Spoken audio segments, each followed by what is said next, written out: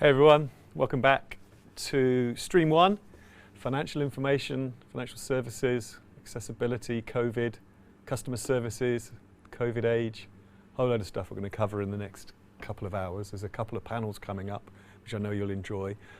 There is also the accessible gaming stream going on. This is the first time today where these streams are going to split, so if you're interested in the gaming stream, you need to pop out of this one, use the little VCM click at the top, go into the schedule and go back into the other stream, and you'll find the accessible gaming session starting over there with my colleague David.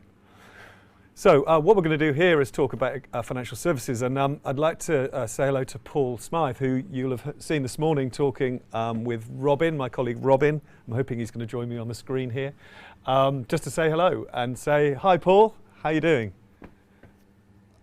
Good session so far. Yeah, how are you doing? Yeah, I'm really good, really good. Hopefully you can hear me. I can now, yeah. Did you see the business leaders one? I did, yeah, awesome. Wasn't it good? Awesome. It was fantastic. And yeah, I mean, obviously you and I, this is your 4th TechShare Pro, so I also just wanted to say thank you for all of your support over the years. It's just gone, bigger and bigger every time, but so much support that we get from Barclays and you in particular, so thank you. Just wanted to acknowledge thanks that. to you, the AbilityNet folks and Microsoft for putting this on. It's incredible to see it go, a bit bigger and better and reaching more people. Yeah, it's fantastic. So we've got a couple of sessions this afternoon. I'm just going to hand over to you. One of the newfangled things we're going to try is I'm going to try and bring the questions in from the conference, who are all in the stream. So at some point you'll probably see me pop up on screen. And I'll try and catch your attention. I'll try and choose the right point. I'll try and choose the right point in your streams of consciousness between you. But just warning you that we haven't tried this yet, so it might clunk a little bit as it comes through. So anyway, I'm looking forward to the session and good luck with that. And I'll catch up with you soon. Okay, thank you, Mark. And so hi everyone. So well, first off, thanks for joining this banking session, especially with gaming going on at the same time. Paul Smythe here, I head up digital accessibility for Barclays. Being vision impaired, let me try and describe myself. I guess I'm in my 30s, I've got brown hair, I'm wearing a black t-shirt. Don't actually remember what colour my eyes are. Oh dear, maybe green. And yeah, as Mark says, it's a real pleasure to be invited back. This is my 4th year speaking at TechShare Pro, and really just sharing with you some of the work that we in the Barclays accessibility and vulnerability teams have been doing.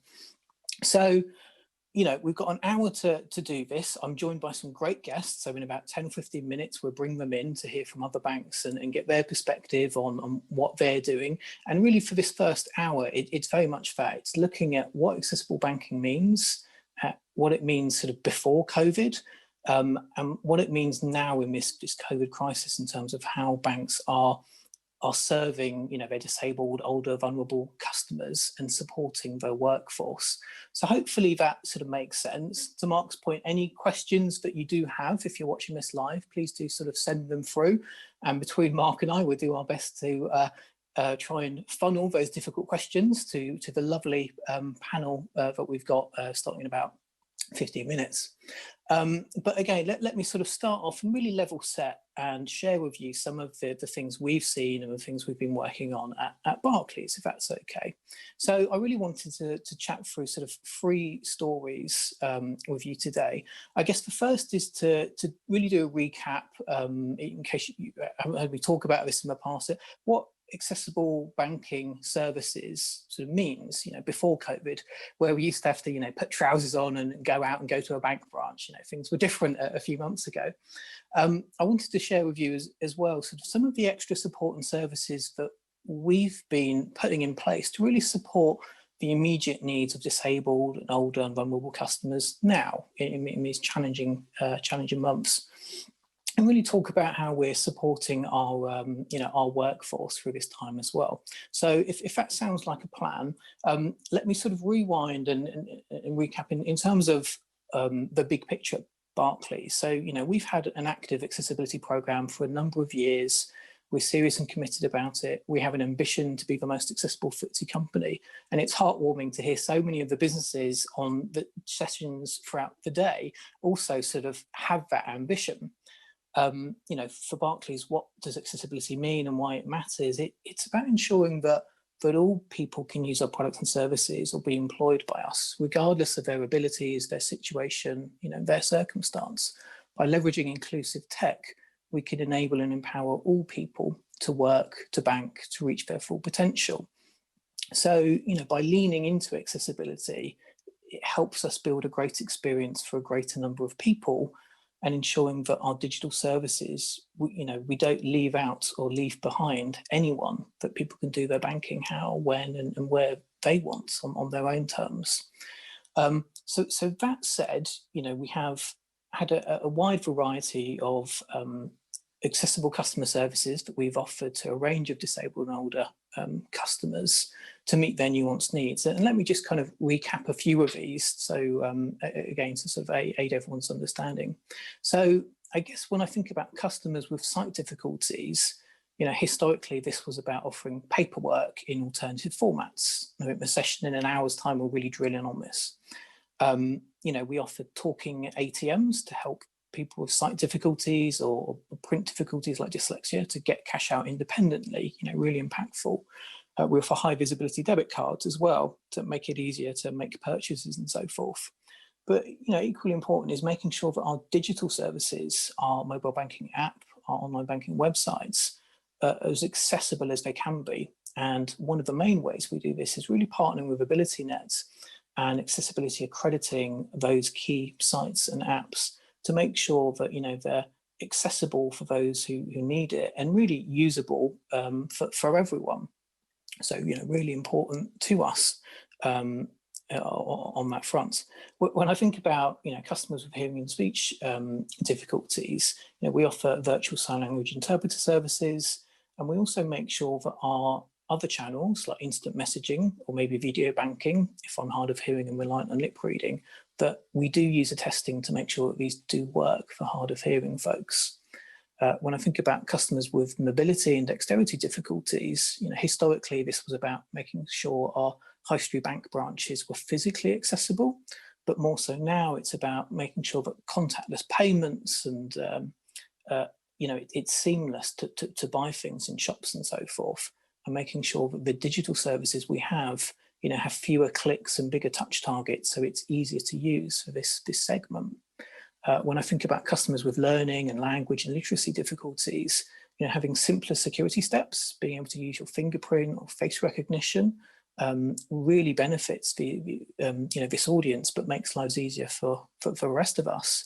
And really visual money management tools to really help understand and manage and make the most of your money is really key here too. So not just seeing tables of transactions, but being able to drill in on and see retailer logos or locations to help people's understanding, you know, so that they can better budget and make the most of the money. And I think really the fifth and final area is really around customers impacted by mental health. So we've done a lot of work making sure we're signposting to charity partners, to the experts who can help people, and putting in place gambling blocks to help customers with gambling addictions to pop on gambling blocks and have spending controls to really help them. So this is a sort of whistle-stop tour of some of the accessible support and services that we've offered over a number of years to really redefine what accessible banking means. But if I sort of step back and think about some of the trends that all banks would have seen in recent months, and I try not to depress everyone here, you know, I'm an accountant, so I'm not going to talk through numbers, but it's really important that we've all got the sort of same sort of world view on this. So clearly, COVID has all impacted, you know, our physical health, our mental health, but it's impacted, you know, many of our financial health as well, right? For the millions of people who, you know, might have lost jobs, might be furloughed and so forth, and might be worried about, you know, an uncertain future. I think we've seen that, you know, visits to bank branches have dropped massively. You know, using cash in shops and so forth has dropped massively. Maybe it's a germ thing. You know, we've seen a massive reduction in discretionary spending, you know, on luxury goods and so forth, as people sort of, you know, hold their breath quite literally and sort of tighten their belts figuratively, thinking about, you know, an unknown future. I wonder if it's just me, but, you know, I'm sure when I walk down the road, I notice so many people holding their breath. It's just this thing. But anyway, back to thinking about those things have reduced over time. What have we seen go up? Well, I guess, you know, massive accelerant in people using digital banking channels, you know, websites and mobile apps, whoever you bank with. We've seen a huge increase in using contactless payments. And, you know, the contactless limits here in the UK has increased to £45, you know, to really help with the COVID pandemic. And I guess we've also seen, you know, a massive increase in essential spend, so doubling on supermarkets and so forth. But it's useful to add on that we've seen, you know, sadly, a large increase in, you know, fraud and scams. We've seen a large increase in the amount of spend on gambling as well, which are, you know, areas that we're looking to address and tackle through, you know, better training and digital skills and so forth on this front with our Digital Eagles programs. You know, it's fair to say that some of us have used this time to declutter, to be more minimalist on thinking about what matters most to us and our families. Others have used this time with more time on our hands to do these sort of boring admin chores that we've always been putting off, you know, switching utility providers or, you know, consolidating the savings accounts that we've got, you know, as suddenly saving seems like a good idea with an uncertain future. And, you know, clearly all banks have done a huge amount over recent months that we've all seen in the mainstream media. So, you know, things like waiving overdraft fees, around offering loan and mortgage repayment holidays, bounce back loans, and really supporting through financial assistance programs and teams those who are hardest hit in terms of financial hardship. You know, and I'm not really going to cover on any of these points because, you know, I'm not really qualified to, you know, so I really wanted to sort of talk about thinking about disabled, older and vulnerable customers. What more have we needed to do to respond to their needs of you know, as a consequence of COVID? So to give you some ideas here, you know, it's been really important to Barclays to proactively contact thousands of older customers, potentially vulnerable customers, to remind them that we're here for them and to help them do their banking, you know, differently than they may have in the past. It's been important to us too to make sure that we can prioritise them. So if they were going to a bank branch and now they're using telephone banking, we can prioritise them as well as NHS workers and key workers, you know, to fast track and sort of skip the queues as we've seen, you know, large, you know, queue times around telephone banking. You know, we have millions of customers using our digital banking channels, and we've had millions more now as a result of recent months. You know, we're getting some great feedback as more people using more journeys on our digital channels, and I'd really urge people, whoever you bank with, you know, to make sure that you're providing that feedback if there's certain things that, you know, may not work for you as well as they can do. You know, it's been important to us to actually create more simpler digital guides for people who, you know, are forced to use digital routes, and to kind of give them that assurance of how to do things. And equally important, you know, we need to remember that people are still, you know, might not use digital, they might be dependent on cash. So, you know, really proud that we've made sure that a further 1,500 of our cash machines and ATMs, either in branch or outside of a branch, talk, you know, so that people can get cash out independently, you know, whilst social distancing and so forth through these times. But I think maybe one of the biggest areas that we've needed to focus on is really around supporting those shielding, and thinking about the 1.5 million, you know, extremely vulnerable shielding customers, because I guess that this creates some challenges in the sense of, if family and friends or neighbours or you know, a community do shopping on behalf of someone shielding, then we need to figure out and support them in ways that they can pay, and how carers can be paid for shopping and so forth. So one of the ways that, you know, we've addressed this is by offering cash delivery services to the doors of people who can't go out to get cash out from ATMs and so forth, so that they can keep, you know, budgeting and paying carers. And we've also offered volunteer shopping devices. So again, a bit like a top-up card that people can top up with money and give to a carer to do shopping on their behalf in a slightly more secure way. And we're seeing a huge amount of innovation in this space around, the extra things that we can do to support those vulnerable and shielding. And likewise, there's a huge amount of how we better spot and serve, record preferences around customers with accessibility and vulnerability needs, which I'm sure, the awesome panel we've got in a few minutes we'll cover off more. So this, hopefully sort of gives you a sense of some of those extra support and services to meet this moment.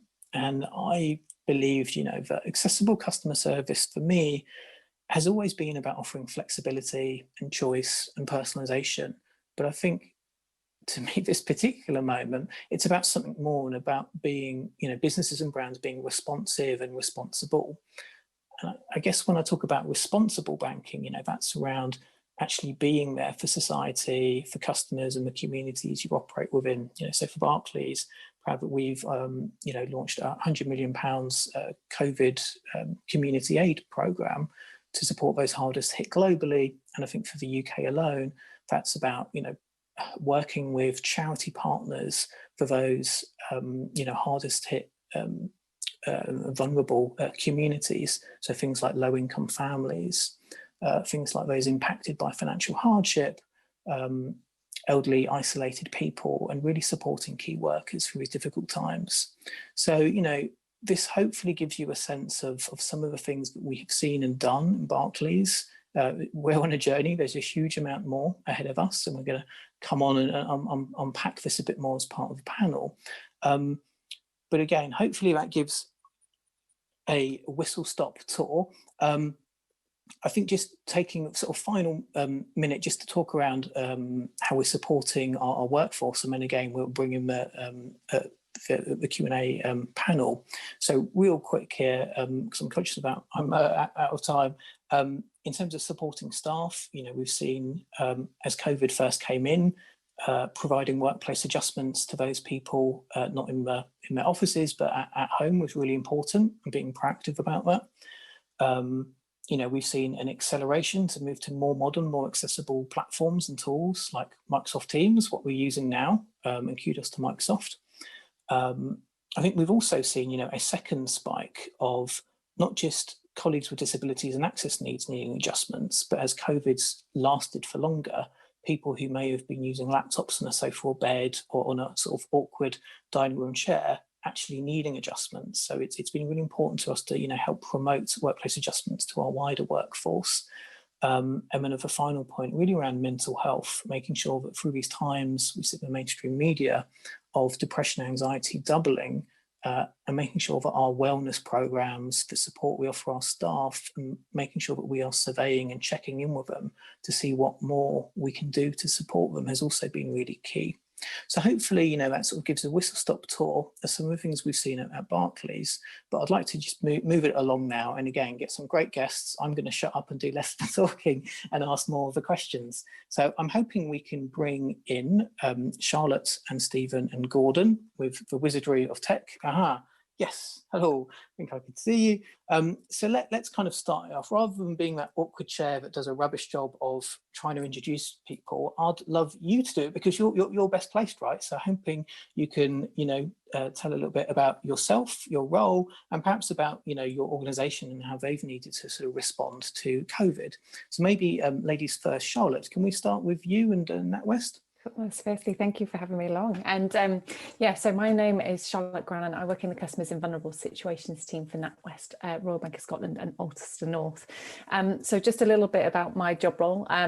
It involves basically supporting our product design teams, looking after, as we're kind of making changes to our products and services, really understanding what we need to consider when we're thinking about vulnerable customers and vulnerability as they're going through that process change.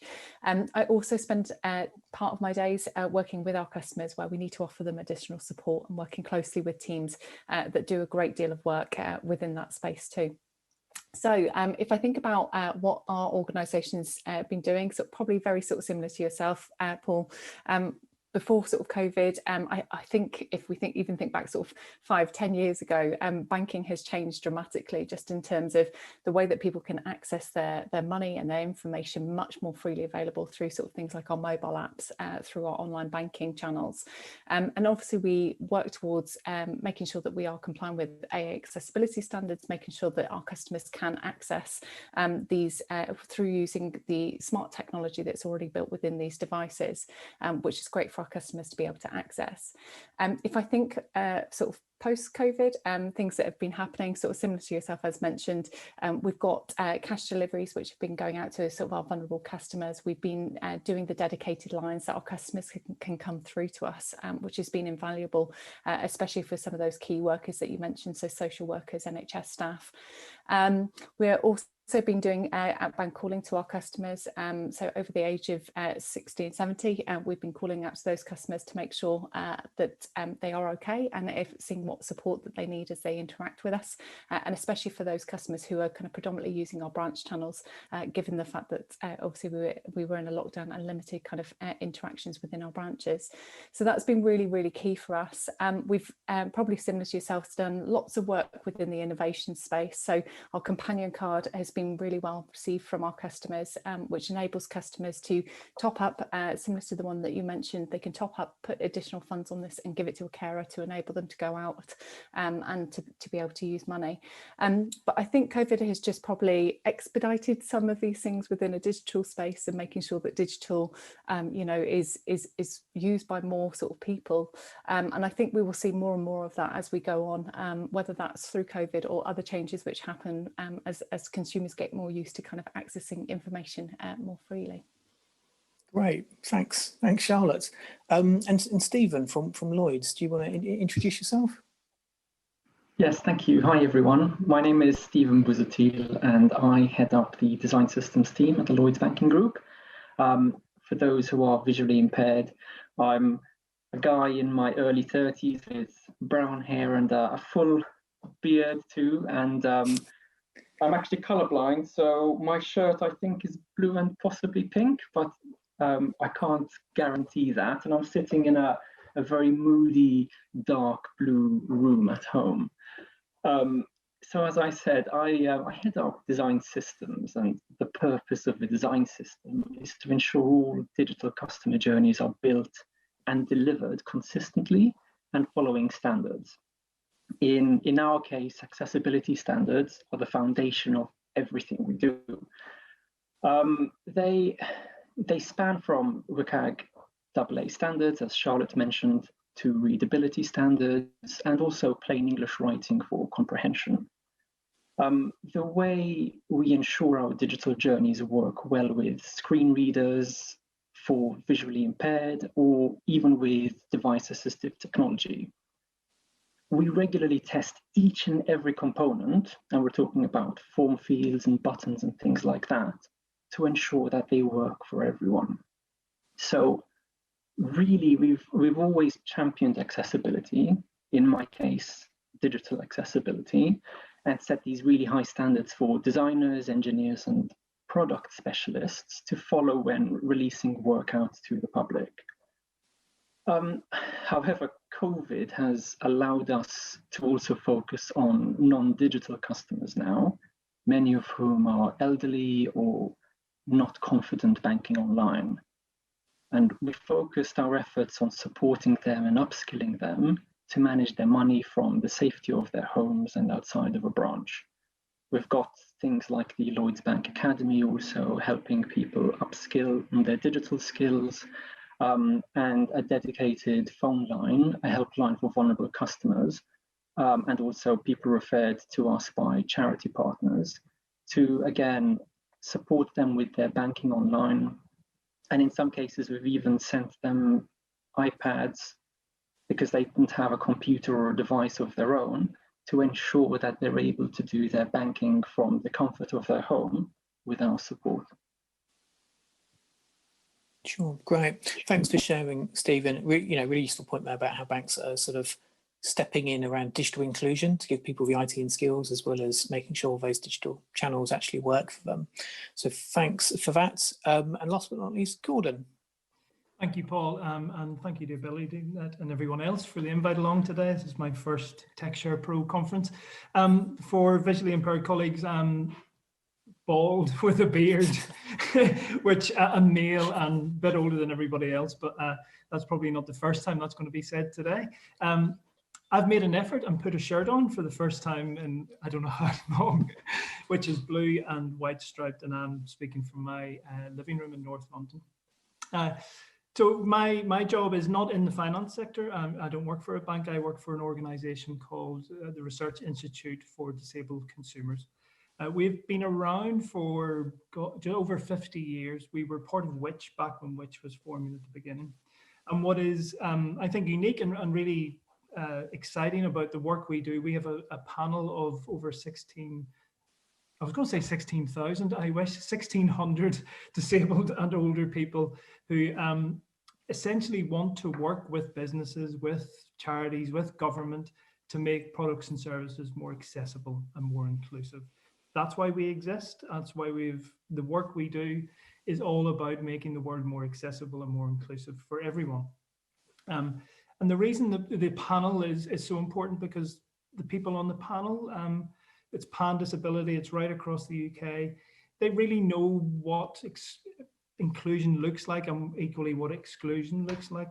And for us, it's really important that we have a very good relationship with the panel and equally with the organizations we work with, because in my experience in the 2 years that I've been with RIDC, no organization, nobody designs products or services willfully to exclude people. It's just that the insights that disabled and older people have don't often get involved early enough on in the process to help make things accessible for everyone right from the very beginning. RIDC is a user-led organization, so my board of trustees all have lived experience of disability, and that's really important to us because it keeps the organization grounded and focused in on our priorities. We've got 3 strands of work that we've been developing and focusing in on. One is digital and the interface between the technology and the individual itself, and trying to look at that journey and that experience of using a whole range of different digital channels. The other one is around transport, and transport is a perennial issue for disabled people and older people in terms of accessibility and using it. And we do a lot of testing of trains and stations and buses and stuff like that. And then the final one is around age, and as people get older and have disabilities but don't see themselves as disabled, it's trying to think of the world, how we respond to that change in society and in people. And I suppose the question is, what pre-COVID and post-COVID in terms of accessibility? Well, COVID for us in terms of an organization threw everything on its head. As I said, our panel are our researchers, and they'll go out and visit train stations, and we'll interview them and have focus groups, and that all stopped overnight for all the reasons you can imagine. So it threw everything on its head for us. But a bit like Charlotte said, it expedited our need to be accessible and speak to our panel in different ways. And so we thought about how do we tap into the experience that individuals are having throughout COVID, particularly in the early lockdown when there was so much unknown. So we conducted 4 waves of surveys trying to tap into the sort of social and economic and personal and mental impact that lockdown restrictions were having on individuals, and to track that over time. And I'll hopefully get a chance to speak a bit more about that in a while. But reading the analysis, what it did was throw into sharp relief what accessibility means when nothing is accessible for anyone, and just the impact of that has on how quickly that can move things forward.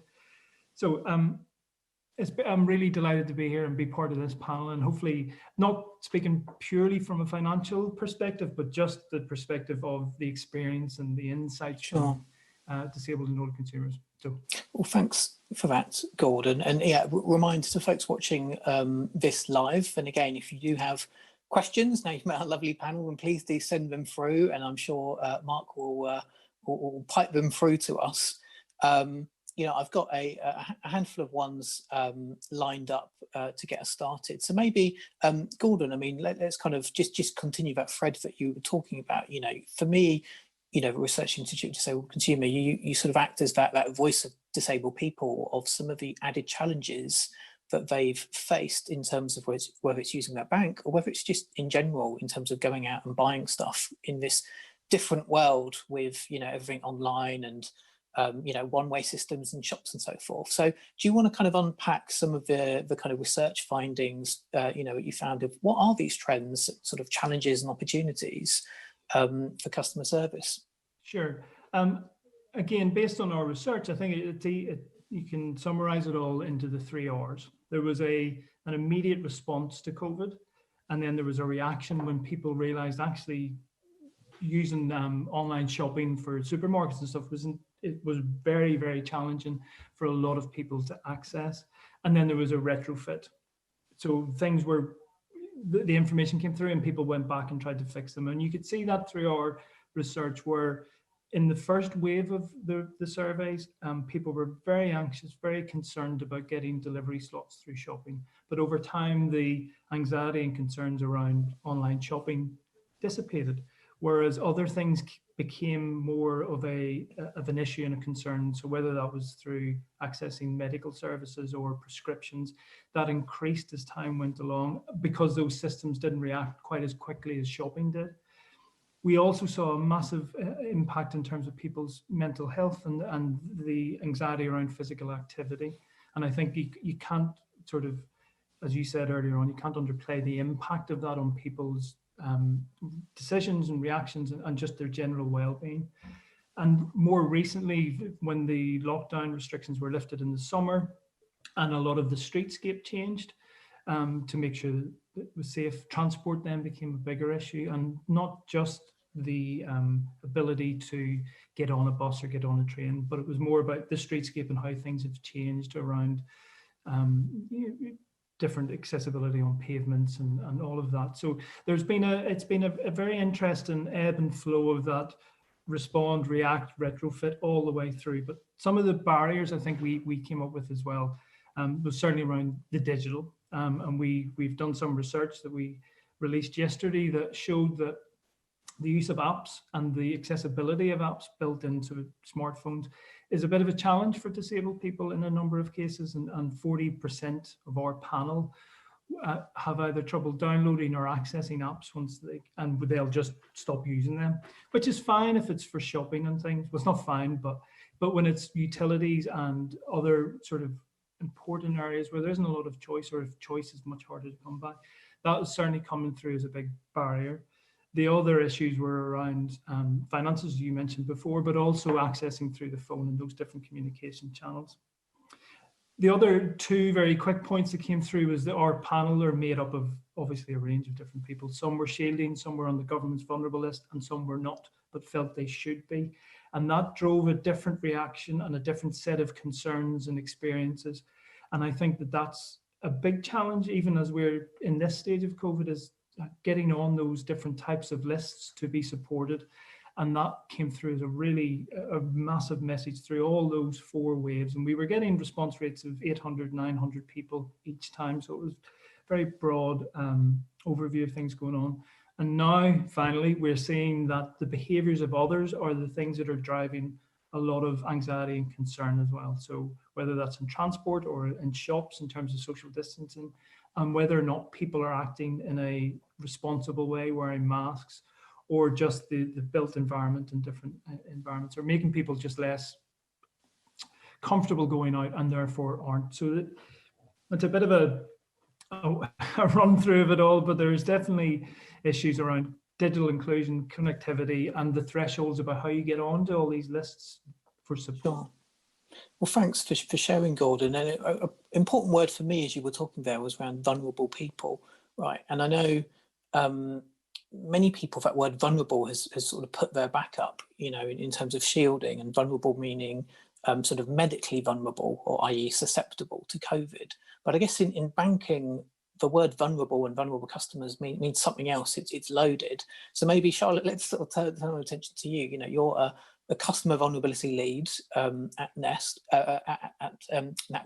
we know that there's some new bank regulations coming in, certainly here in the UK with our FCA, around customers in vulnerable circumstances. So it'd be useful. Many of the folks listening in will be very familiar with sort of accessibility, so around sort of disability and mental health, but vulnerability is something bigger and broader. So do you want to sort of help us join the dots of what it is and maybe unpack in terms of what you're doing in more broadly in your vulnerability programs? Yeah, absolutely. So the Financial Conduct Authority have introduced guidance to help drive change by providing clarity to focus firms' attentions on what they should do to comply with the FCA principles. So the principles are there to kind of help make sure that we're treating customers fairly and making sure that we are doing things responsibly. The FCA basically want to make sure that the fair treatment of vulnerable customers is properly embedded within firms' cultures, policies and processes. So what this means from us, if I look at it from a vulnerability perspective, we've been doing lots of different pieces of work. I think, as we've kind of already alluded to, there's been work that's happened due to COVID. So COVID could potentially be classed as a vulnerability because it can impact how you interact with your bank, how your day-to-day life is operating. And vulnerability is just a way of us almost kind of categorizing things to say it could be something that's maybe more permanent, which impacts the way that you kind of interact with your finances. It could also be something which is temporary, so it could ebb and flow in terms of you interacting with your bank. If I look at some of the things that we've been doing as a firm, just kind of looking at sort of what the vulnerability requirements are and making sure that we are doing what we can to help our customers and being a purpose-led bank. We've recently launched a £1 million fund for our domestic abuse victims through Safe Lives, and they're currently in a targeted pilot to reach groups for families who are in abusive homes and needing some additional support to get out of those situations. We've also been working with Citizens Advice Bureau, so we've just launched our referral service, which has gone live actually on the 16th of November, where we can do direct referrals into the Citizens Advice to look at things like income maximisation for customers. So how can we make the most of money? Are there things like benefits that we need to look at? Are there ways that we can consolidate things for customers? But enabling customers to have more of a holistic overview.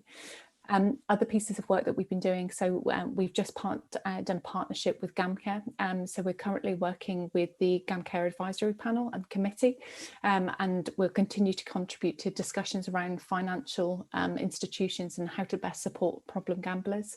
And we've also supported, we've been working with them on handover lines, so where customers need some additional support and help, we can actually do a handover and referral process.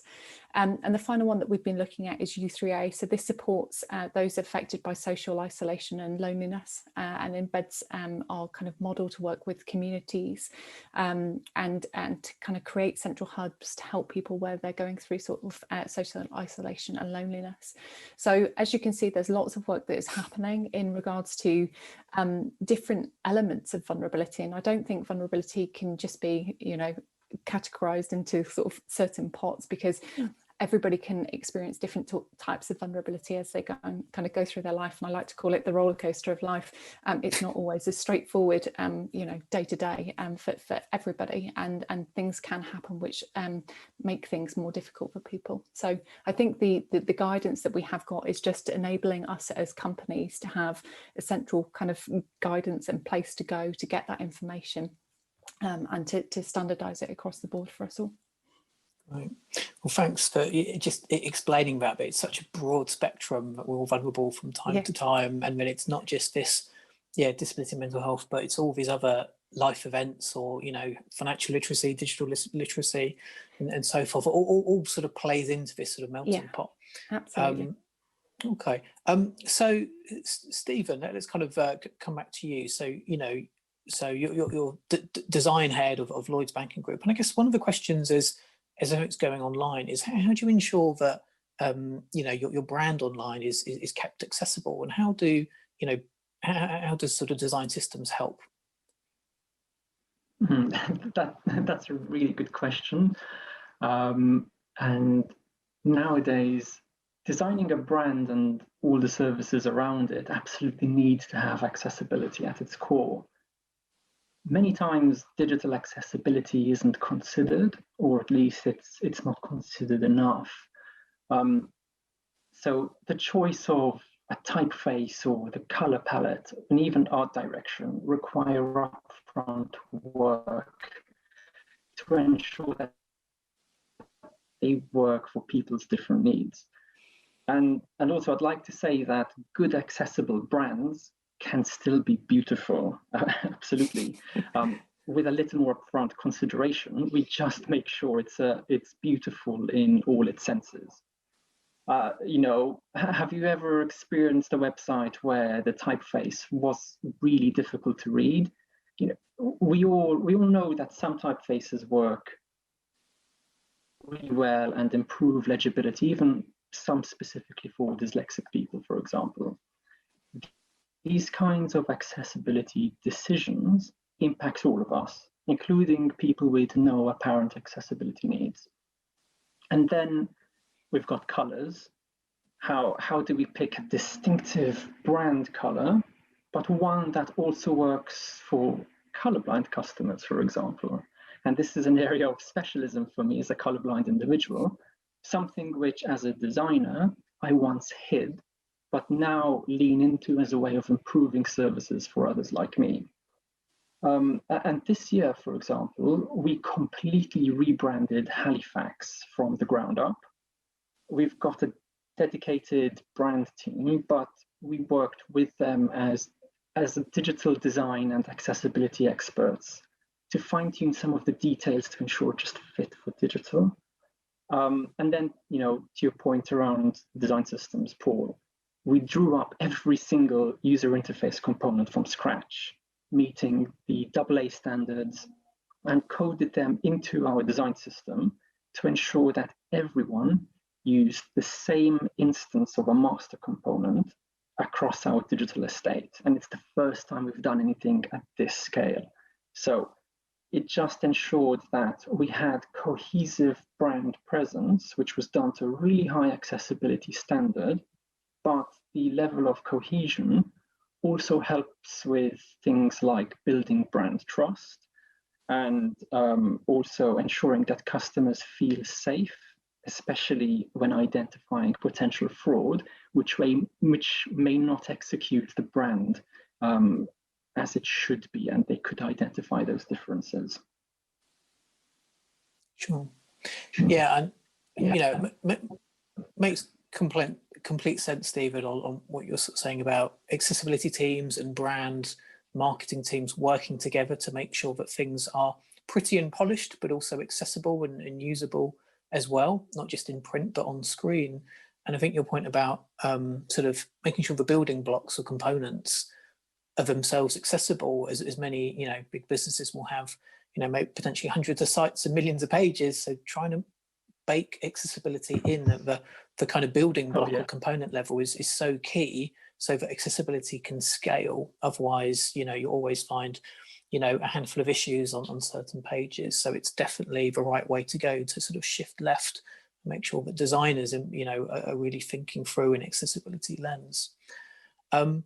So we've kind of touched on some of the help and support that's available, and it'd be useful just real quick to again sort of go around and make sure we kind of give some useful links in terms of where to go to find out about sort of help and support. So I don't know, Stephen, from the Lloyd side, if there's any particular, whether it's kind of website links or phone numbers that'd be useful just to pipe up with.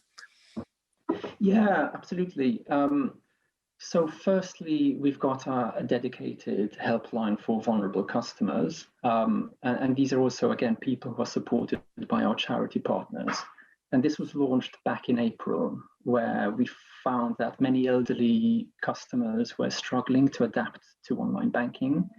And even people with poor digital skills or low trust for digital services really needed some help. And so far, I think we've actually supported over 7,000 people. as I mentioned earlier, some of them didn't even have a computer, and we sent out these 700 devices to the vulnerable elderly and focused on helping upskill them to bring their digital confidence up to a level where they could do their banking online. And this service remains available to everyone and will keep on running until at least Easter time next year. And then there's a second one, if I may. We've got the Lloyds Bank Academy, which you could look up online. And this website is focused on helping people with low digital confidence with their lives and their livelihoods. And again, since April, 65,000 people have completed bespoke training through our on-demand services. And I think there's something like 2,000 people who have joined interactive webinars. So all of this support material which we offer, there's new material for supporting younger people to build financial skills and improve their money management. There's so much on there. If you do get a chance, check out the Lloyds Bank Academy website, and I'm sure there'll be something to help you there. Great. And Charlotte, from your side, useful support? Yeah, there's loads of different support. So as mentioned, we've got our vulnerable customer care lines, which we've got dedicated phone numbers. I can share these after the call if it's useful to kind of share those, and also our contact for NHS and social care emergency response. So again, if anybody does want to use those are 24/7 assistance lines. We've also got loads of useful information which is on our website. So as you go onto our websites, there is a COVID piece which you can just click on, and it'll take you to all that really useful information. But the other ways that you can get assistance and help is speak to one of our colleagues, whether that's through our web chat assistance, whether that's through message us within our mobile app, or whether it's going through to one of our colleagues in branches if you do feel that that's the way that you want to go. We are here to help, and we are here to serve, so please get in touch. I'll happily help you. Sure, thanks, Charlotte. And I guess real quick from the Barclays side, I'd recommend if you do bank with Barclays, it's probably starting out going to barclays.co.uk/accessibility, or if you do have the app or website, give Barclays a call, or use the secure chat feature to again get in touch and see how we can help. So I'd like to bring in Mark now, because I'm conscious. We've asked the audience for any questions as we've been going along. I think we've talked lots about customer service, and it'd be useful to throw out to the audience if there are sort of any good example, good or bad experiences that folks have got in terms of what does great customer service actually look like. So whether it's banking, whether it's just in general buying stuff, then really keen to have your views. So please pop it down in the sort of chat window. Mark, any interesting questions come through? Hi Paul. Yeah, and hi panel. Thank you so much for helping out and being part of that. That was a fantastic discussion. So a couple of questions. The first one, I'm going to dive in on this one. It's right at the beginning. It actually was something you were saying, Paul, at the beginning. Do you think there's any link to business case for the activities that you're doing? Are you able to demonstrate any shift in terms of bottom line? That's true of all of you in terms of the particular sort of services you're offering to vulnerable customers. And I guess, Gordon, you may have a view that the banks are winning customers because you're seeing research that shows they're more loyal, for example. So just linking it back to that business case, as opposed to practical actions. You've covered so many great things that you're doing. Are you getting support internally because people are seeing this move the dial in terms of profitability or sales? Sure. Okay. I mean, I'll go first. And again, sort of lovely panelists. If there's anything else, please feel free to chime in. I think from our side, so we run customer satisfaction scores, disabled and older customers, over a long period of time. And I guess by making sure that our digital services are, accessible, that we give the best experience to the broader bunch of people possible. We've clearly seen that as these difficult times, as people are encouraged or forced to use the digital channel, as doing things physically in bank branches is more challenging. It hasn't impacted some of those customer satisfaction scores maybe as much as we'd as we'd thought, right? So it kind of goes back to that point that by investing in accessibility programs, it means you're able to support those customers that would otherwise have kind of fallen off a cliff, if they, couldn't use the digital channels so much. So I guess that's kind of one point in terms of, the kind of business benefits. And again, some of the points, it's almost re-emphasizing what I would have talked around in this morning's session, really about recognizing the spending power of disabled people, right? The 274 billion sort of purple pound of them and their households and families. So at the moment, so recognizing that they are growing, the sort of fastest growing minority group, and a really sort of influential bunch. So whether that's who they shop with and who they bank with, it's really important to, make sure that we're kind of meeting the additional needs that they have. And I think for me, it's important, as we've heard from all the panelists, about what banks are doing to kind of meet the immediate needs of vulnerable customers, in general, which could include disability and mental health, but could include all these other things that are kind of around our circumstances. Panelists, anything else to add around the kind of business benefit of kind of doing all this work in accessibility and vulnerability programs? If I might very quickly just respond, we don't have a figure that is easily translatable to say you invest in accessibility and your market share, your bottom line will increase by this.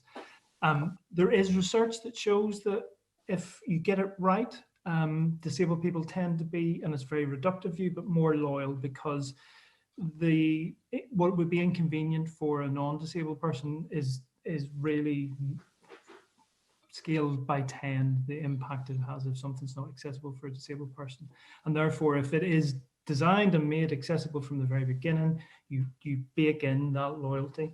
But we do see when we're working with clients across the range, there's a multitude of reasons why they want to hear the voice of disabled and older people and build that into their business processes. Sometimes it's regulation, sometimes it's the leadership has had a personal link with a disabled person or something in their life that was brought into sharp relief, the challenges of inaccessible products and services. Or sometimes it is just trying to gain market share and be different and be better. But I think really the business case is simple. If you exclude 20% of the population, you're excluding 20% of the market. So why would you not try and design something for everyone from the very beginning? But I would say that that's sort of that's what we try and help businesses achieve. Yeah, Paul, just from my perspective, obviously as a bank, we're working on a purpose-led strategy, so championing potential, helping people, families and businesses to thrive. So if our customers and our communities and our economy succeed, ultimately we will succeed too. And I think that is very true. I also try to think about it from my own personal perspective. If I look at things like my dad's had recent eye operations, he's needed some assistive technology. Had he not probably known me and I was able to help him, assist him with those things, he probably wouldn't have thought of those things. And I always try to think about the fact that we are not getting any younger. We are always an aging sort of population, and eventually, we will need different types of accessibility and different ways to kind of access banking, whether that's through, ill health, whether that's through accidents.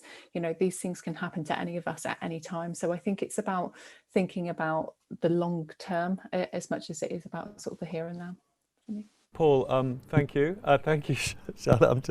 I'm jumping in. I'm going to try and get you to wind up there. Paul, that was fantastic. What a brilliant range of input we got there. And kicking off with your update from Barclays. So thank you so much, everyone, for joining us on the panel and for being part of that discussion. Stephen, Charlotte and Gordon in particular, and Paul, your support as the chair. We're going to take a short break now, which is why I've had to butt in, I'm afraid, because we need to get the tech set up for the next session. And we've got another session starting in 5 minutes, 3 o'clock, where we'll continue with the financial services theme, but we'll look in more detail at how we share information with customers in an accessible way. So thanks everybody on the panel, and we'll see you in 5 minutes.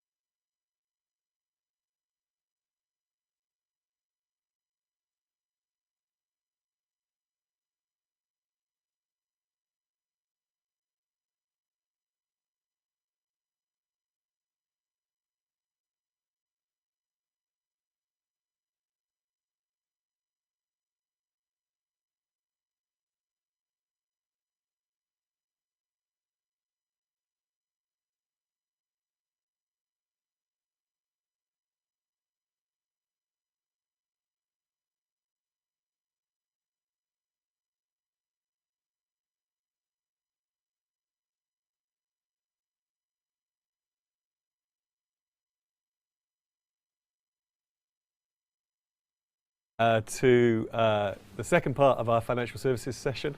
It's I'm going to introduce Jane Black from Crawford Tech. Jane, I hope, is going to pop up next to me here.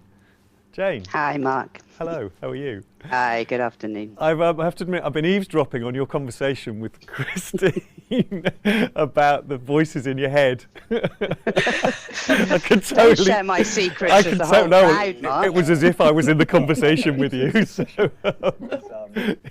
I felt like I was in professional TV. Sorry, just a second. I've got another tech problem here now. Hi, My good computer's afternoon. speaking.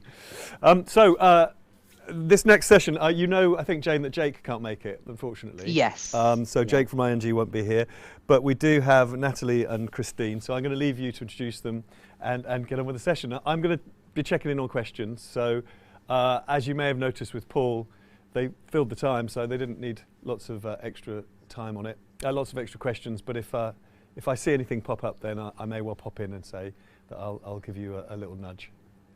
Yeah, sure. Okay, cool. So I'll leave you to it. Thank you. Yeah, thank you. Thanks, Mark. And thanks, everyone, for joining us today for our panel on breaking down the barriers in banking to information and communications. Just a little bit about me. My name's Jane Black. I work for a company called Crawford Technologies, and we help organizations to automate the process of producing their customer communications in an accessible manner. I've got a couple of panelists with me today who I'm going to let introduce themselves. But first of all, just for anybody who can't see me and is desperately wondering what I look like, I am a middle-aged white woman with glasses, desperately hoping that the naughty kittens in the cat tree behind me don't make an appearance during the course of the session. But as I said, our session is really about breaking down barriers to information and communications in banking. And one of the reasons for that is the way that banks and financial services companies deliver their services and communicate with their customers has changed considerably over the last 20 or maybe even 10 or 5 years. And Christine, I wonder if you can introduce yourself to the audience and then from your perspective, perhaps speak to what changes you've seen over the last few years in banking. And also how central you believe inclusive design and accessibility has been to those changes. Absolute pleasure. Thank you, Jane. Well, welcome everyone to this session. I'm Christine Hemphill and I run an organisation called Open Inclusion.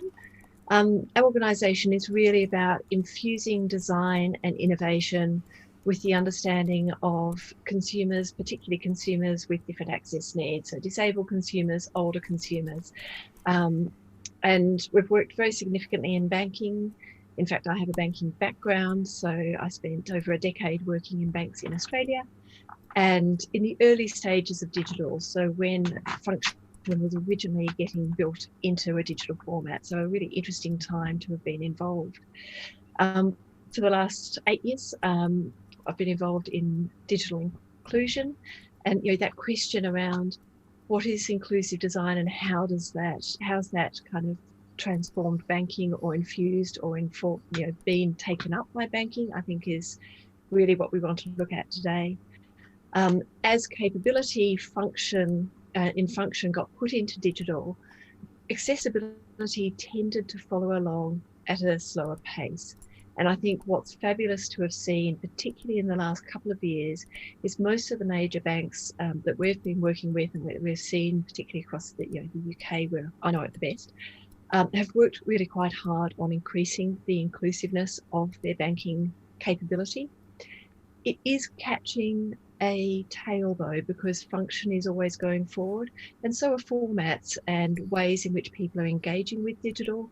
We now can engage through our smartwatch, or we can engage with voice technologies, and there's new ways all the time. So it's closing that gap so that hopefully we have no gap between who can use the technology that's being created, and there's not those that get it first and those that get it second, but just those that get it. Sorry, I didn't introduce myself in terms of giving a visual description.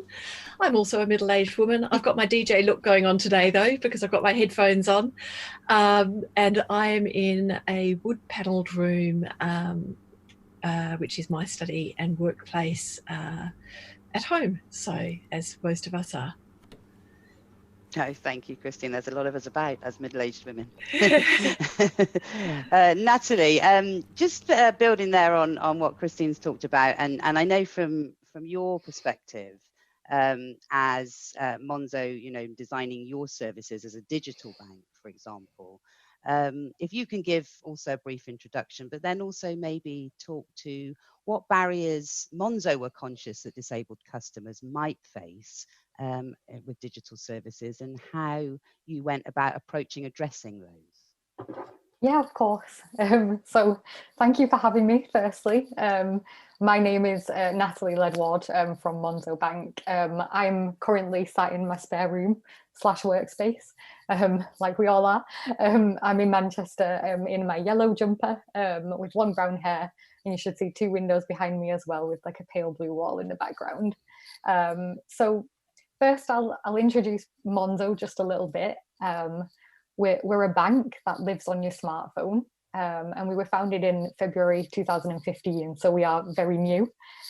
We only got our banking license in April 2017, so extremely sort of newcomers to the financial services industry. But we currently have 4.7 million customers, and that customer base is growing. So that's kind of why I'm here today, to talk about those customers' experiences and hopefully what we're doing to make it a little bit more accessible for them. So at Monzo Bank, I lead on our approach to vulnerable customers, financial inclusion and accessibility. So that's really just to make sure that Monzo understands and considers the needs of all of our customers, but especially those that are struggling or most likely to have difficulties or perhaps face barriers with our product and our service. Our mission at Monzo is to make money work for everyone. That's our company mission. And we really can't do that without thinking about customers in all circumstances. So whilst I can't comment too much on the last 20 years, what I can talk about is our experience at Monzo so far. Having a mission to make money work for everyone really means that considering accessibility is built into Monzo's culture. It's really genuinely at the heart of our product. And our product is really about 2 things: financial visibility, so giving customers an understanding of their spending, and control, so giving them tools to manage it. Being a digital bank obviously comes with its own unique set of challenges, but it comes with some real advantages too. So by nature, we know we currently exclude customers who maybe aren't confident with a smartphone or don't have access to a smartphone. But we've also found that this way of banking has reduced barriers for many people. So those who can't travel to a branch, those who have maybe don't have a branch around them, everything can really be done from home and through a customer's device. But what I will say is we're at the start of our journey with this, and we've got so much to learn.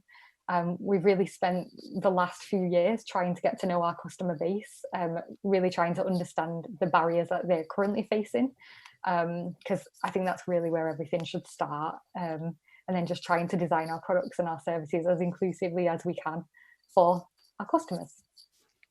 Yeah, great, and thank you, and to both of you.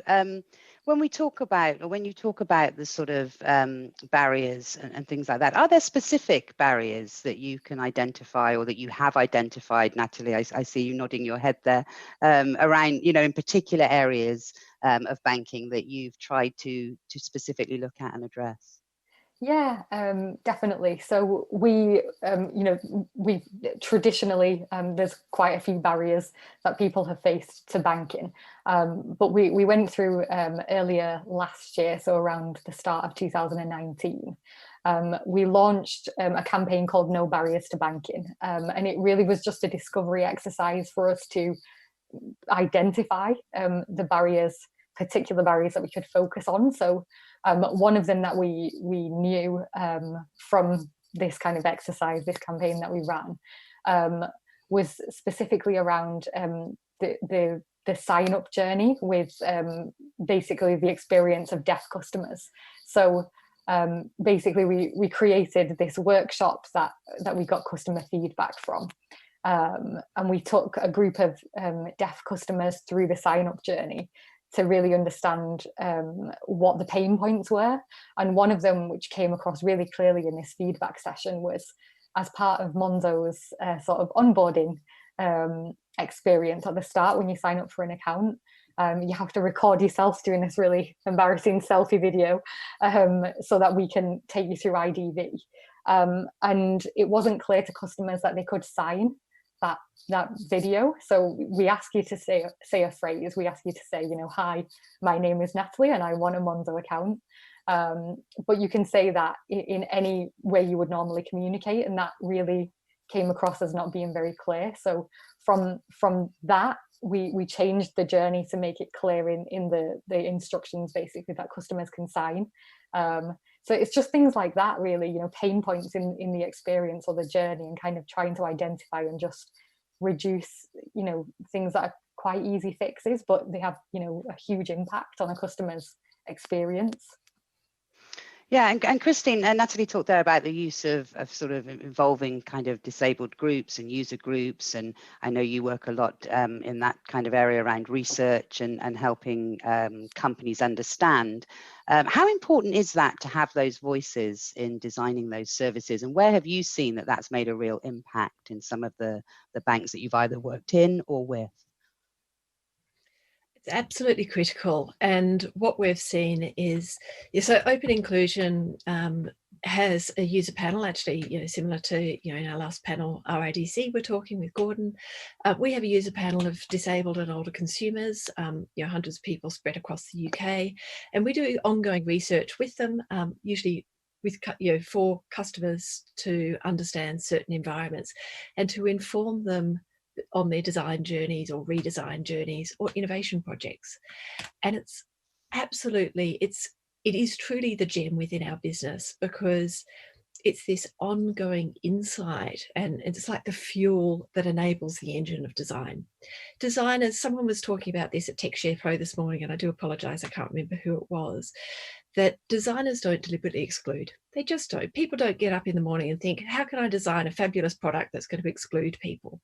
They do it by accident, and they do it because they don't have these voices of consumers that have specific needs that need to be designed in, need to be understood. And as Natalie was just talking about with the deaf experience of the signed video, that wasn't even designed to exclude, but it wasn't specifically understanding the point at which people felt left out. And it was a communication point that could be quite easily solved.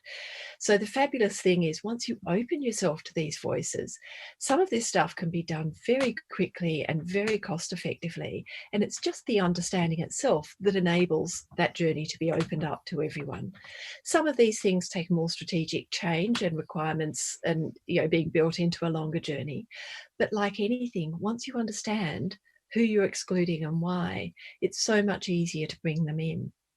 And in terms of the who you could exclude and how we think about who we're designing in specifically, again, there was some good conversation in the previous panel about vulnerability versus accessibility versus exclusion. And I think it's really important to think through all three layers. Accessibility is about disability. So people, whether it's temporary or permanent, that have an ability that means they cannot access the service. Their ability and the environment, the service, the product that's being provided don't line up, and they cannot use that. Vulnerability tends to be more life event and situation based. So at this moment in time, because of this particular thing I'm trying to do, I'm going to get a different outcome. And it's about that change in outcome as a result of the difference at that moment in time. The reason we're Open Inclusion is we really don't care where this difference comes from. We care about difference and designing that in. And that includes people who have a permanent disability, situational or temporary disability like an injury, or working in an environment that they're operating in a second language, or whether it's situational. And at this moment in time, we're obviously in a COVID situation right now. Many people are in a point of heightened anxiety and heightened vulnerability to certain interactions and outcomes that they wouldn't have been in a year ago. So once we start to understand around the edges of that experience, we can really design for a much broader range of consumers, of humanity. And that just makes our designs more robust, more sustainable, and of course, more valuable. Yeah, and actually leading on from that, there's a lot of debate in the accessibility world around carrot and stick. So, you know, should there be more legislation that drives the kind of stick approach, or should it be more, you know, encouraging with the carrot? I guess another way of framing it is, should we be focusing on the customer experience for everyone, or should we be focusing just on compliance? And we work a lot with North American companies, and it's very much compliance focused. But I wonder if you feel, either of you, that that's a little bit reductive, and perhaps there are other ways to look at accessibility when there is no stick involved, there's little legislation like there is over here. Yeah, I agree. I mean, for us, you know, technology and innovation moves faster than regulation and legislation.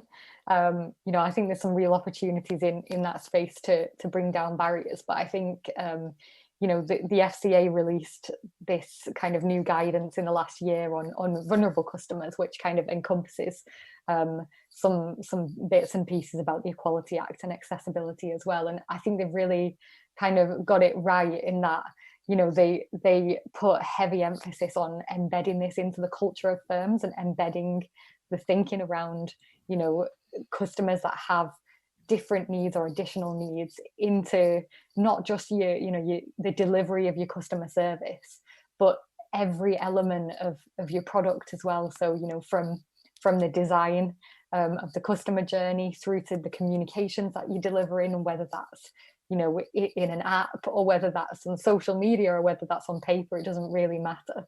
You know, I think this idea of really trying to do the right thing and embed it into the culture of your business, rather than to be, you know, poked at with, you know, regulation and legislation, it is the way you need to start this work. And, you know, I think we're very lucky at Monzo in that this has always been built into the, you know, the company plans from the start. You know, I said we got our banking license in 2017. That's also when I started working for Monzo.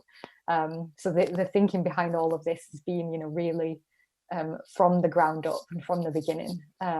I know that other firms aren't so lucky, and it might be, you know, a retrospective embedding of this culture, but I think it's really important to try and think of it that way.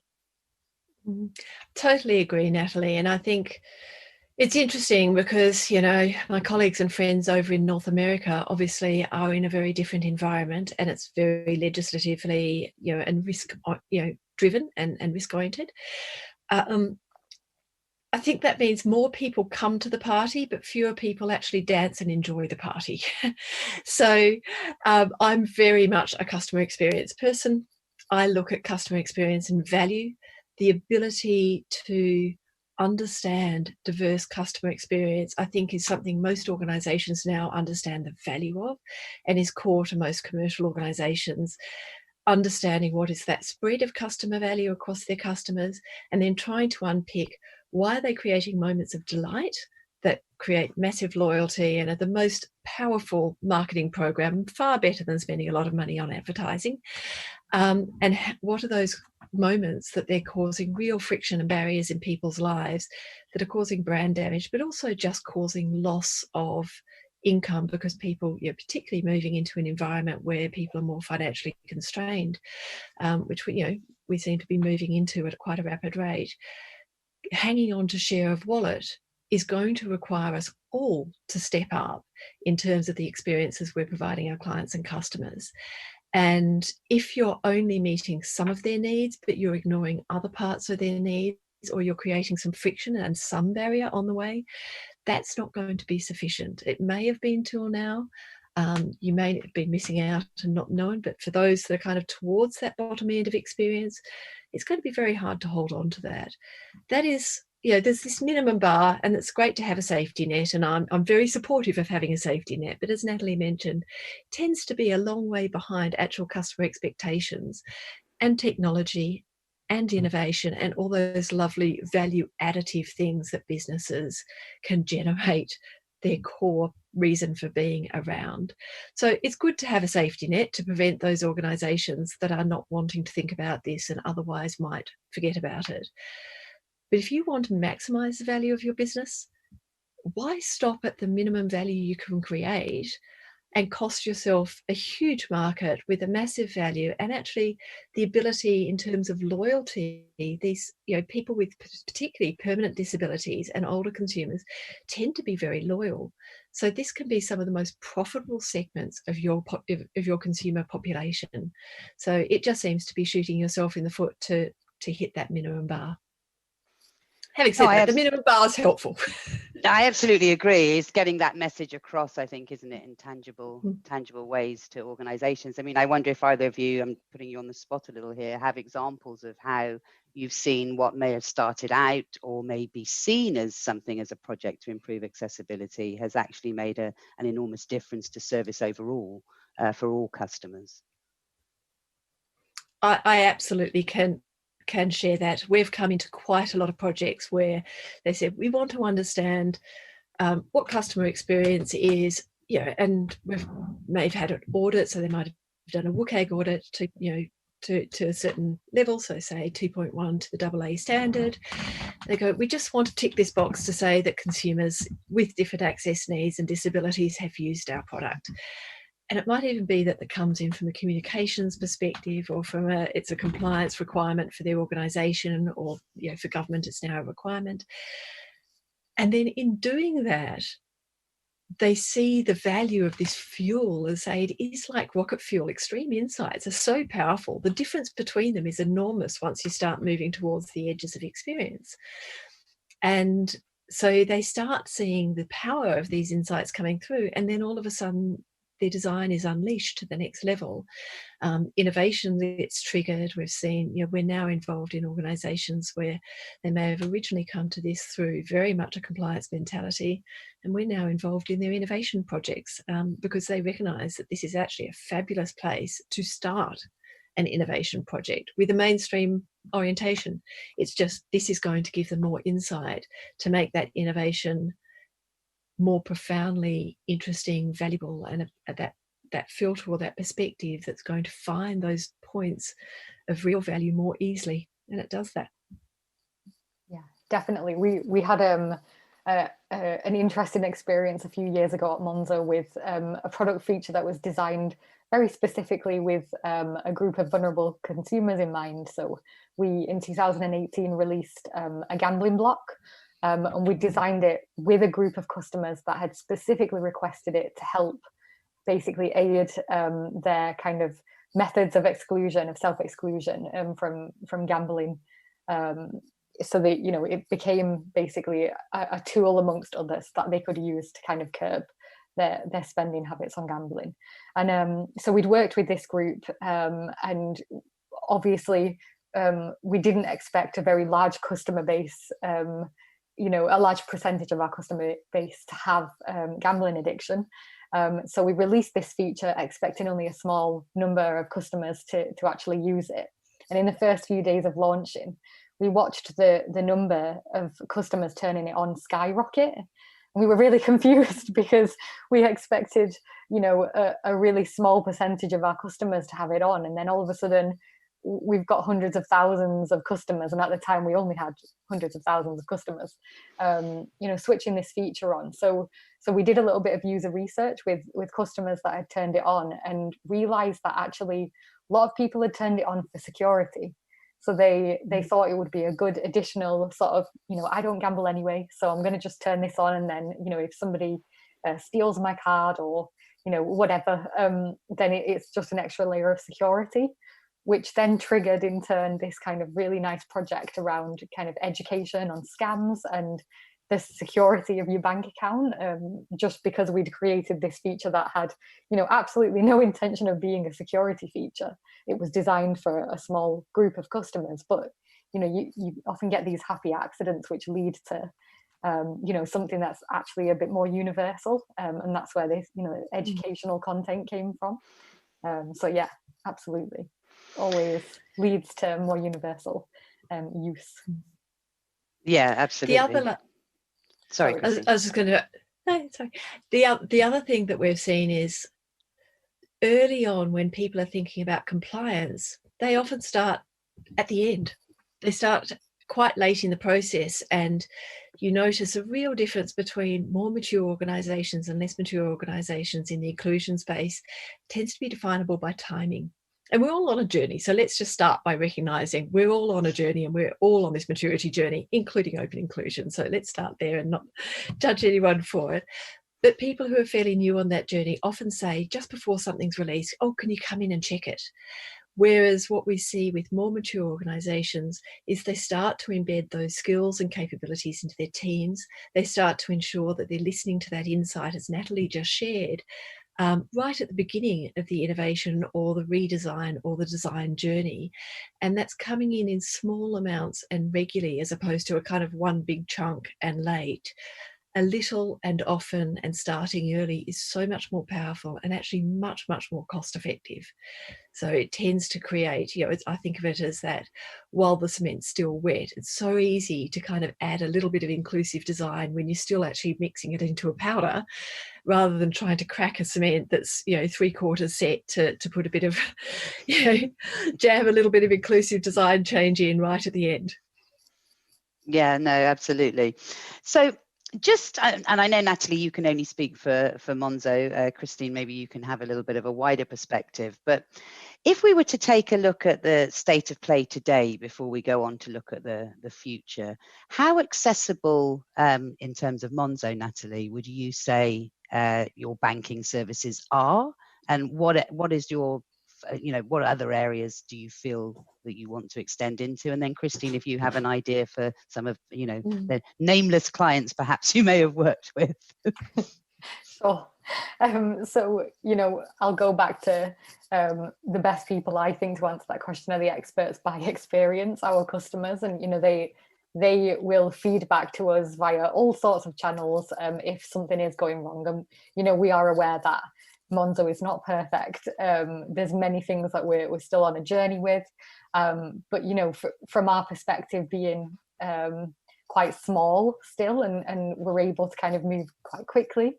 We know that small changes, those really small changes, can have really big impact.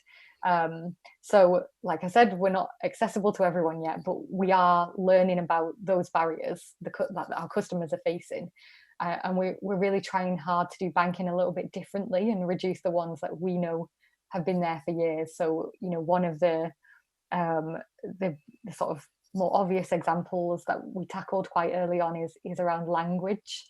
So, historically, banks have been, associated with this financial services jargon and long, complex leaflets explaining, everything about your bank account. And you really shouldn't need an advanced or a high reading age to understand basic information about something as essential as your bank account. So, at Monzo, we've taken the approach that we basically have a dedicated team of writers who make sure that all of our written communication is consistent, it's jargon-free, and it's got a low reading age. We even shared our approach to this and created this writing guide so that other firms could use it. If you Google Monzo writing guide, you'll find it. And I think communication is a really good place to start, because not only at Monzo have we tried to be transparent about how we're trying to improve our communication, but we get customers communicating back with us just as much and telling us what is working for them and what isn't. One thing that I would very much like to kind of look at next was something else that came from our January event with, it was basically a partner event with Royal Association for Deaf People and a company called Signly, who were doing really amazing, innovative stuff in this space. But they basically highlighted this, need for sign support. We thought we were doing a really great job at Monzo because we've got, a few different support channels, phone calls, we can answer phone calls, but we can also answer emails and then also support customers using an in-app chat. So we thought, that's fine, we're accessible for the deaf community. And then, we heard loud and clear that actually we're forcing people to use their second language, essentially. They really ideally would like support using something like sign video support. And so that's something that we really like to kind of try and expand our support channels to accommodate for something like that. But there's so much more to do. Absolutely. And I think, it's really interesting to hear that point around simplicity. And I think that's where Monzo has, right from the very beginning, very much differentiated itself. And financial literacy, I would love to see that removed as a requirement to be a banking customer. It's should just be, normal language, and it's not been for a very long time, and it's getting better, but there's a long way a long way to go, and there's still a lot of jargon involved, a lot of complexity that could be made simpler. And I think there's some great examples such as Monzo that are leading the way in that. Some of the other things that I think are really important to reflect on, that are trends that we're seeing come through that both have positive and negative ways that they're flowing through for inclusion. Cashless society. I think that's a really important one. That's incredibly empowering for some people with access needs. We're dealing with money, and particularly with dexterity or physical mobility challenges. It's easier to deal with cashless for many people, but for other people that might be more difficult to understand. Hang on, how much was that really? Because there's not the colour of notes, and people who learn differently and think about money differently. So just understanding with any of these changes, who might be excluded, who might be better included, and understanding of those who might be excluded by asking them, learning from those who know best, what sort of options and can we create if we're going to move to a digital format of cash, a digital format of money even more fully. How do we make that easier for people that today cash provides a really helpful capability? Obviously, we were hearing earlier on people with carers, cash is a much more manageable element to give to someone than a card and their PIN number, and safer to some degree. So as we're creating digital formats of that cash, like prepaid cards and so on, how do we have those alternatives? The other one is the change in branches. Obviously, a huge reduction in branches over the last 5 years, or particularly the last decade. And that ongoing, and these days, the exclusion from branches, not because they're not there on the high street, because we can't access them. So who's using the branches today for what? What sort of services do they need, and what alternative to those services can be provided in ways that are suitable to those communities? And again, ask and learn, because people are happy to tell you. It's just opening those channels to communication to understand what those impacts might be. And potentially, if you've got assets such as branches, what are the other service capabilities that you can create there that might be very helpful to people? And we've seen a number of the banks, create digital literacy and online banking support in their branches to help people get through that early learning of coming onto online banking. There's still 25% of the population in the UK not using online banking. That might be because of confidence. That might be because of competence. It might be due to digital device access or data access. So just the having access to the tool itself and data for that. So for those people, what are the alternatives that you're creating, and ensuring that they're protected and still supported within this kind of changing environment? So I think, and then the other one, obviously new formats and new functions that are going online. More and more of the banking functions are online. So as more complex elements go online, how do we ensure that those journeys are being tested with a really wide range of people to make sure that they're still low friction and accessible to everyone? And then new formats, we're talking about wearables, we're talking about voice UIs. There's a range of new technologies always coming through. I'm working very fully in immersive technologies now, and I could imagine, in a not very distant future, being able to put some of those branch conversations where you really do want a personal conversation with someone who understands you and your needs, in an immersive world. And how are we going to ensure that that's designed in such a way that it's really inclusive of everyone of all abilities? So there's some of the interesting challenges, in the future that I see. No, absolutely. And Natalie, interestingly, on that point, I know when we spoke before, you talked a little bit about the how Monzo was compensating for not having branches, because obviously there is still, especially perhaps with people who you know, have additional needs or want to have those conversations, there are often they often want to talk to somebody face to face. So I don't know if you want to speak a little bit to some of the stuff that you've been doing around that. Yeah, of course. I mean, you know, we're a digital bank and we've got no plans to open up branches, but we do see the value of that face-to-face connection and building a community. You know, especially in the sort of area that myself and my team are working in. You know, we really miss a lot of cues to kind of identify signs of vulnerability, for example, signs that somebody might need additional support. Everything is done through the app, and so, you know, there's loads of that customer experience that, you know, we actually don't see.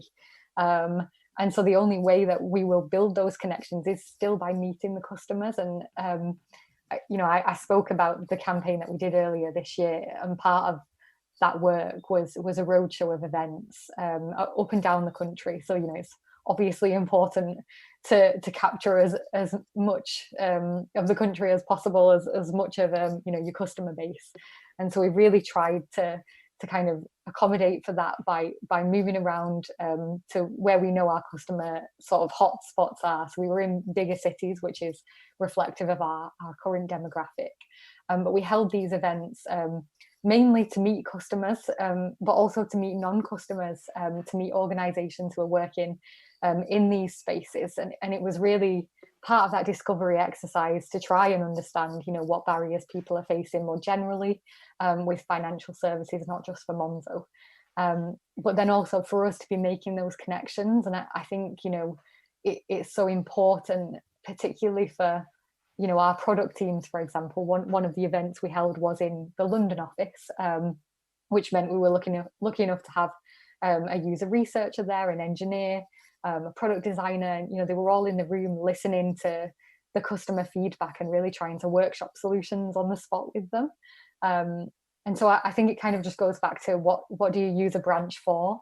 And, you know, Monzo customers don't need a branch to kind of take any action on their account. Everything can be done in the app or over the phone, you know, contacting customer support. So it's then what purpose would a branch serve? And, you know, I think it's other banks are doing this now as well. I think they're seeing that it is more about community, making connections, maybe an element of financial education, financial literacy, and just really trying to, you know, empower customers to really understand what they're spending their money on and how they can manage it with, you know, the tools that these products and services provide. So yeah, that's Monzo's perspective anyway. Yeah, now I think I know the answer to this question, guys, because of what we've talked about so far. But I guess I'm going to ask it anyway. So what does the future look like for disabled customers in banking? Is banking, for example, from your phone the future? And if it is, how do we ensure that any of the new technologies that come along with that and new services remain inclusive for disabled customers? I'm happy having a first stab at this one, Natalie. Then I am an optimist, anyone who knows me. So I'm going to start by saying it's enabled customers. So people are disabled when they can't do what they want because of, you know, the difference that they have to the environment that they're matched in. And actually there is no reason for that to disable them as a banking customer. So I do see good intent across banking in the UK. I do see there's still a gap there between the current capabilities, you know, and customer, you know, provision that's out there. In some areas more than others, so in complex areas more than the straightforward, in older technologies, and actually in business banking more than in retail banking. So I think there's still quite a lot of catching up to do, but I think the intent is there. And I think that particularly as we work, it's the how do you leapfrog to get to the next layer of design that is significantly better than where we are today, as opposed to just always catching up, but always catching this moving tail, so we're always behind. And I think that's where embedding capability into design teams, making sure that there's listening all the way through the design process in an ongoing, light but often way, specifically with customers with different access needs, with disabilities of different ages, of different digital capability, financial literacy, and needs and situations, then I think we'll close this gap. I do genuinely believe that this gap will close. Ideally, it will be enabled customers, not disabled customers in the future. Yeah, I love that. I echo all of that. Accessible, I hope, is the future of banking for disabled customers. I think as long as we continue to learn from each other in the financial services industry, and we're really transparent about what we're doing well, but also really being open to talking about what we're not doing so well, we'll be much more approachable for the customers using the services, and I think that's really key to build that, going back to what I've said quite a few times now, that strong community and the culture of the customer feedback, working with the people you're supporting to improve things, so that people don't get left behind. I also think, to make sure that we keep moving forwards and progressing while staying connected, I think it's important to have people in businesses whose role it is to consider this full time. I think that's so important. So I hope the future's collaborative, and it's got clear accountability and ownership of the problems that people raise, so that we can make things more inclusive. Yeah, absolutely. Can you hear me? We can. Mark, we can. Hello. Sorry, that's that awkward moment I told you might happen. I've got loads of questions in here, so I just want to underline. Firstly, thank you. Really fantastic session. Also, what we're doing is gathering the questions here, and we'll feed them back into the panel as an opportunity to create some FAQs after the event. So we'll have some FAQs to accompany the video when we share it later. So all of you that have been asking questions, thank you. I've got one in particular I thought would be interesting to ask. It particularly made me think of this morning's session from the business leaders. Do you know of anything going on within banks for employees around engagement, particularly to do with disability, supporting employees with disabilities? Obviously, that's the flip side of that cultural story that we were just talking about there. Are there particular examples that you know of where banks are picking up on this internally and building programs for employees? I'm asking that of all of you, I guess. I don't know whether any of you do. Natalie, do you want to talk to at Monzo? I mean, I'm certainly aware of other organisations, and there's, in fact, I think most of the leading banks, there is a real search for talent. I mean, there is a real desire for great talent in the financial services sector. It's a very attractive sector to work in, and it's a sector where, I think traditionally hasn't been that inclusive, and there's been a lot of work done by I'm aware of a number of the big banks, and actually some of the smaller building societies and organisations as well, to ensure they have the greatest talent in their organisations, including people with different access needs and disabilities. That also means that they've got some lovely listening posts internally as well to understand and reflect the communities they're looking to serve. So, that knowledge starts to become embedded both from within as well as from without. So I know how powerful that is. I obviously can't talk through the experience of those organisations, but Paul Smythe, Charlotte from NatWest, there's a whole lot of organisations that have done a lot of work in this space. So yes, that is a very important part of improving capability. And in fact, even this morning, I think Unilever were talking about, by ensuring that they have the greatest talent within that reflects their broad community, including people with disabilities, they'll be able to create the products and services that are delightful to those communities without as well. And that's commercial value. Thank you. Absolutely. Yeah, just on Monzo's side of things, we've worked quite hard in the last sort of few years to be really transparent about where we are at with diversity, internally. And whilst there's strides to go, there always is. We have improved in the last few years, and I think it's really important to say that we want to see you know, the customers represented in our workforce and vice versa. And so you can't make money work for everyone without having that representative workforce. And, you know, just in the team that sort of I work in the area that I'm working in, we have people with disabilities who, you know, can give us feedback. They are the experts by experience, just like our customers. I'm not saying we couldn't do better, and we definitely can, but I think just wider society now is holding firms more accountable for stuff like this, and our customers are very vocal and ask us all the time about our policies and you know, reading our annual report. I don't know how many other banks can say their customers are actually really engaged in their annual reports, but ours are.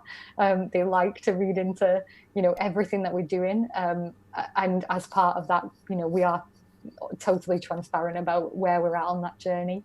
And so it's, yeah, just as important to have that representative workforce internally as it is to have, you know, those voices in the room when we're designing. Thank you. I could actually just add one little thing in terms of our personal experience at Open as well, which is, you know, at Open we have over 50% of our, you know, staff in Open identify as disabled. And it just allows you to co-design with people with all sorts of different access needs. Obviously for us, that's critically important, but actually for every organisation, it's important because we catch ourselves before we make the mistakes. You know, we have that voice improving our understanding and bringing our awareness up all the time to, you know, perspectives as they are today, not, you know, research 3 months ago even, which right at this moment in time is already out of date. Great, thank you. Thanks, guys. Well, sorry, I'm just checking it. I'm watching that screen and this screen with different spectacles. You've got the voices in your head, Mark. Exactly, and in my eyes even. So, well, look, thank you so much. That was brilliant, and I think we've learned so much about the ways in which banks manage the information for their customers, but also the accessibility challenges that come with that and some of the solutions. So a huge thank you to Natalie and Christine and to yourself, Jane, for that session. And as I say, we've actually had a lot of questions in that session online. We will definitely be creating an FAQ to follow that up when we share it afterwards. For now, we're going to have a break. The next session starts at 4 o'clock. If you haven't had a cup of coffee yet, then you probably need one. I certainly do. And a chance to walk outside maybe, which I definitely do. And then we'll be back at 4. There are 2 things you can do there. You can go and see Sightless Combat, explaining how a blind person plays computer games, or you can join the debate around the future of accessible information formats. They're at 4 o'clock. We'll be back then at 5 o'clock with a main session back on the main stage, which will be Casper Klinger and Jenny Lefleury talking with Sumara Latif. You'll find that in the programme. That's all about how business sees the accessibility world, which I think is going to be fantastic. So we'll see you at 4, and I hope you've had a good time so far. See you later. Thank you.